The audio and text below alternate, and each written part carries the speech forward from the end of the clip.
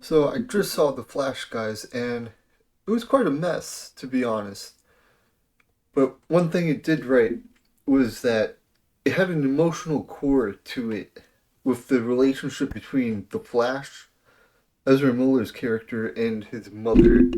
It established that that he felt some sort of loss because he lost his mom at an early age, and it helped him become who he is, which is the Flash. But the problem is that the movie only focuses on it just a little bit, and I wish the movie had done a better job of establishing that relationship. That it spent more time with the Flash and the mom. The movie only took like a few scenes or so, just a couple scenes that we get that.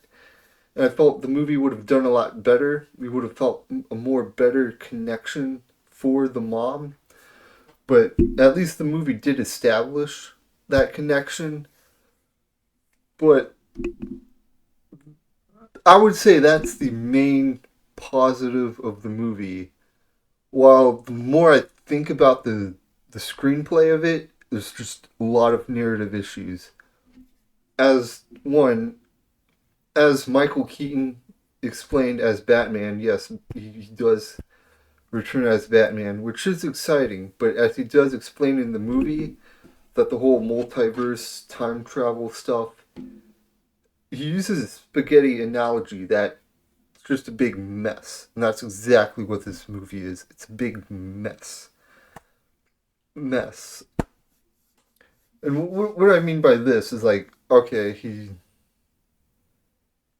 goes back in the past to try to save it, but then it creates all these different conundrums, all these different paradoxes. Well, not just paradoxes, because it branches out into another reality, another universe.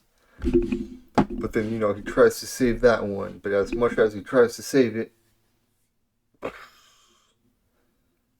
it's kind of impossible to, because it's sort of fate that those occurrences happen. Sort of fate that those occurrences happen, right?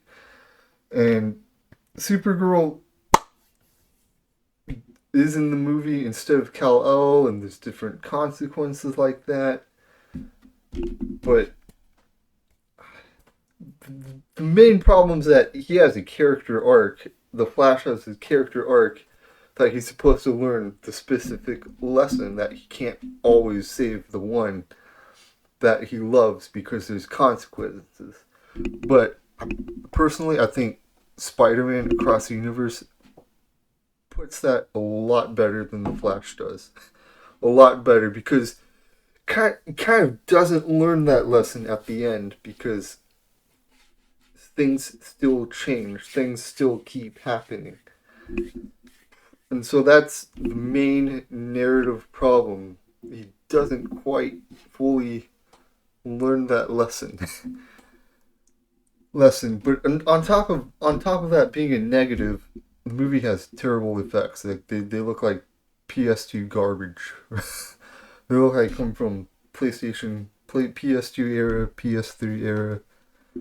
Just trash. It's awful. And then the cameos, some of the cameos, you're like, why? Why is this here? There's no real purpose to it. It's just randomly there. And so as a whole, this movie just falters.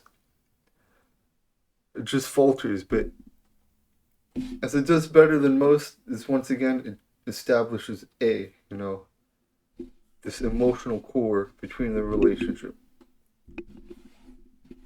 That's the emotional core of the movie, and it somewhat succeeds, somewhat, but then kind of doesn't, kind of goes back on it a bit, but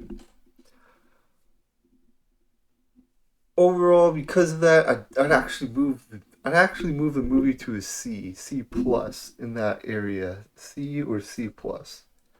That's the grade that I would give The Flash. But if you haven't checked it out, you should go watch it. In the meantime, you should click like and subscribe on my YouTube channel. Thanks, guys.